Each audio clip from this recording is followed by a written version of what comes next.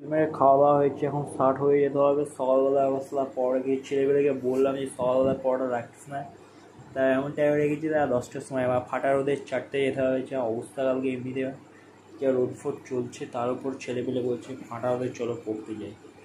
মানা যায় এসব? একদম অ্যাকসেপ্টেবল না, এগুলো আমি একদম পছন্দ করি না। ছেলেপেলে সব বললো তাই কী করা যাবে, যা যেতে হবে, সব কিছু মেনে নিতে হবে, মানিয়ে নিতে হবে। এটাই জীবন, এটাই ফান। তবে স্টার্ট হবো এখন, স্টার্ট হয়ে ব্যাস বাট। ছেলেগুলো অনেক শার্ট ফাট খেয়ে আছে, অনেকে দেখছি। আবার শুনছি কে জিতে যাচ্ছে, টপ জিতে গেছে। আবার মজা করো।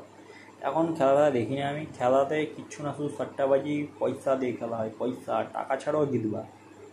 তো KKR আগে বলেছিল জিতবো, এগুলো সব সাট্টাবাজি সিস্টেম, কোনো খেলে এসব কিছু না। পয়সা দাও জিতবে, এই হচ্ছে নিয়ম। ঠিক আছে, এসব টাকার ওপর চলছে, এগুলো সব পলিটিক্স চলছে খেলাতেও, আর কিচ্ছু না। এগুলো সব বেইমানি হচ্ছে, খেলা না, এসব দেখাই উচিত না। মানুষকে পুরো বোকাচোদা বানাচ্ছে এরা।